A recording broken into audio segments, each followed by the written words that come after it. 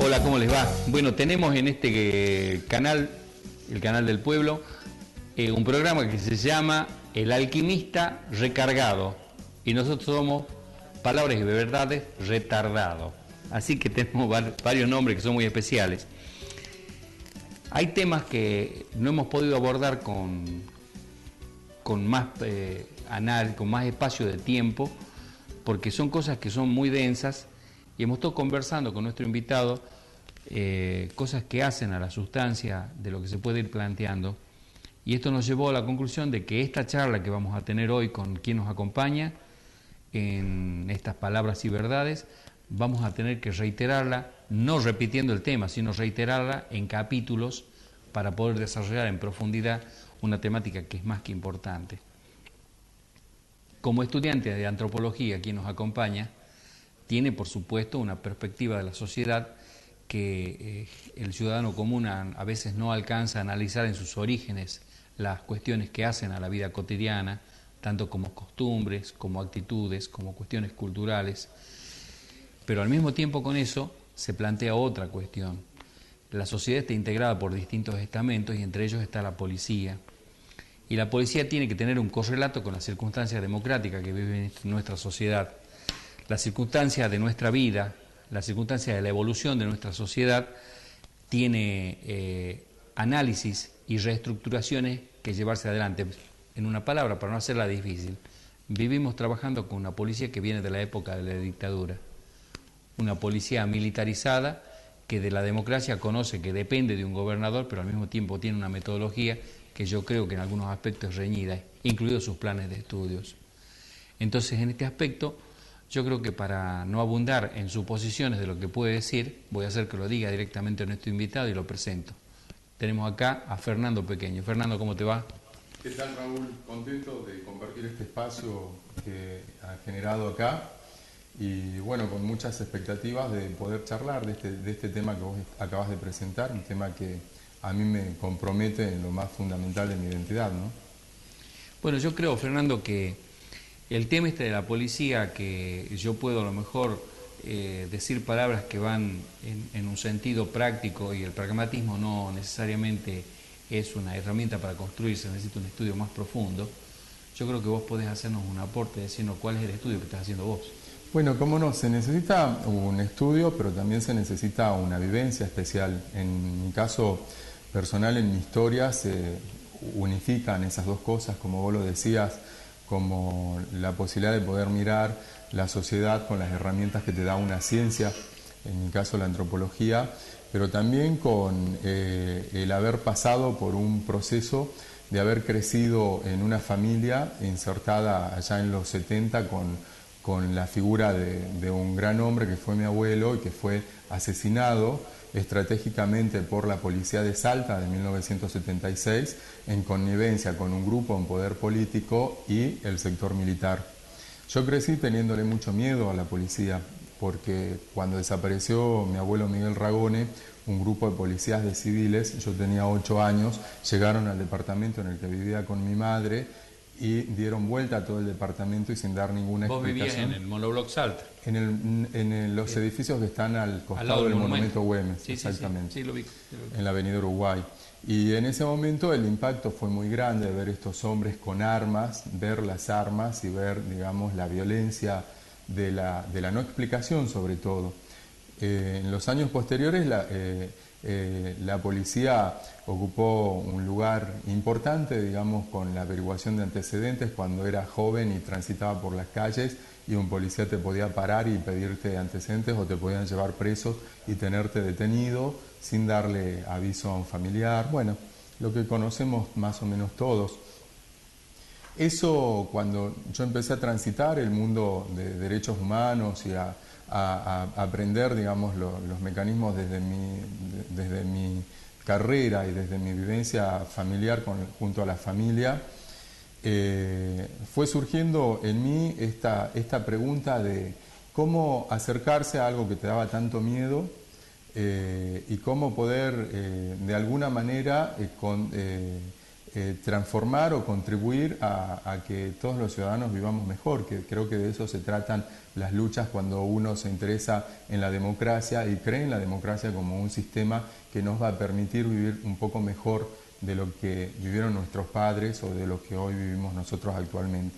Y ahí la pregunta... Permíteme un segundo, Sí. ahí cuando hablamos de democracia tenemos que hacer un paréntesis, porque la democracia existe como término, como palabra, pero que termina convirtiéndose en un formalismo, formalismo lo que está por afuera. En el fondo creo que hay muchas estructuras que perduran y que no tienen nada que ver con la democracia. Es cierto, la democracia tiene que ver también con convicciones y con estructuras mentales que chupamos desde la cuna.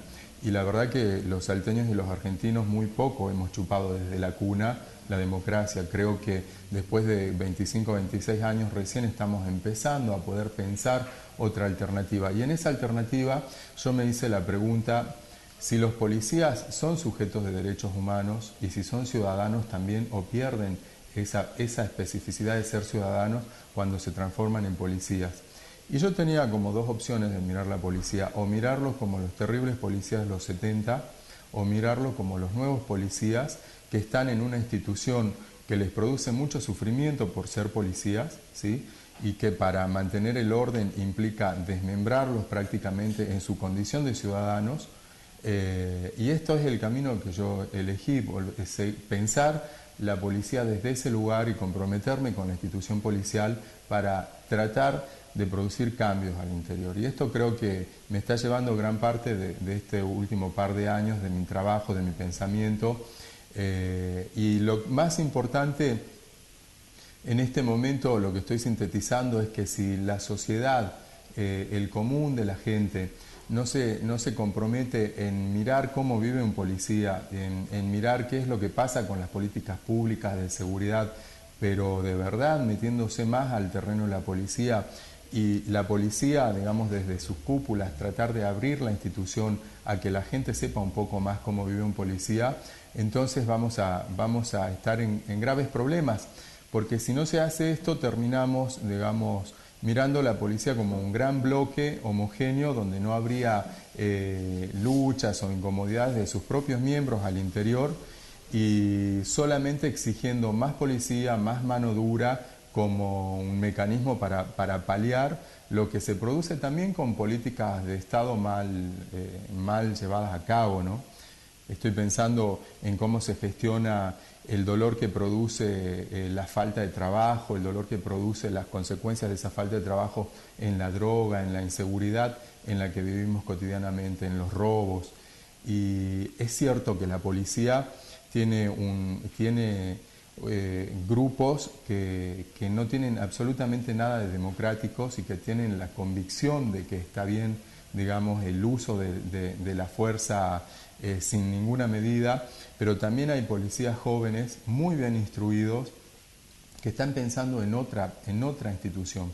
Y esas pujas al interior de la policía hoy por hoy hay que mirarlas, hay que entenderlas y hay que pensar fundamentalmente en que los policías, aunque han transformado su cuerpo, su mentalidad de ciudadanos para ser policías, no por eso pierden la categoría de ciudadanos. Yo cuando hablo con muchos grupos policías, lo primero que trato de detectar es si se sienten sujetos de derechos o no.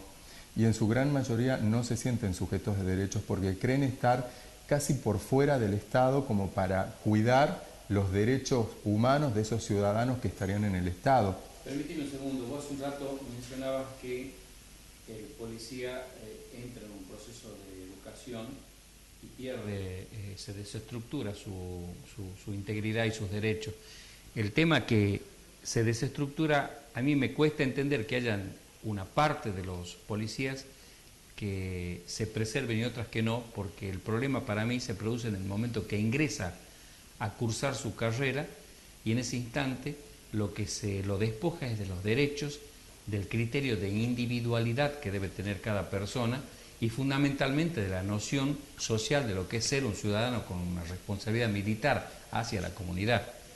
Bueno, vos dijiste la palabra mágica en todo este proceso que tiene que ver con lo militar. ¿Qué es lo militar y cómo entendemos los argentinos lo militar? ¿Es totalmente negativo o se puede recuperar algo de lo militar? ¿Y qué tiene que ver lo militar con la aplicación de la fuerza en un extremo, ¿no? Por un lado. Pero por otro lado no hay que mirar tanto la transformación que tiene el policía, como verlo como un problema de educación.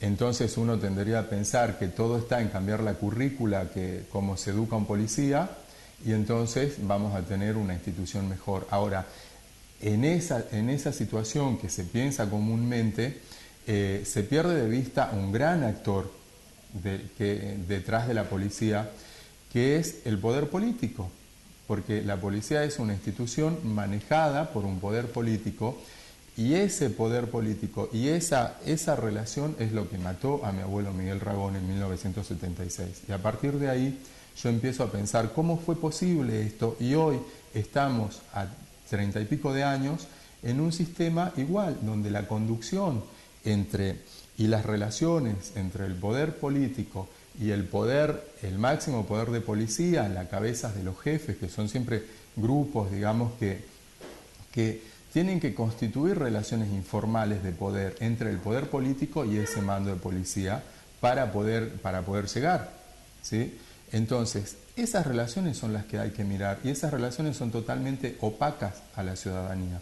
Pero cuando la ciudadanía además solamente mira la cuestión de la seguridad personal, de la seguridad sobre el propio cuerpo, y deja de mirar esas relaciones informales tan importantes, entonces se cae en un discurso donde la única posibilidad de transformación de la policía sería la mano dura del poder político, sacando a todos los policías que no cumplen con esa función de la vocación policial.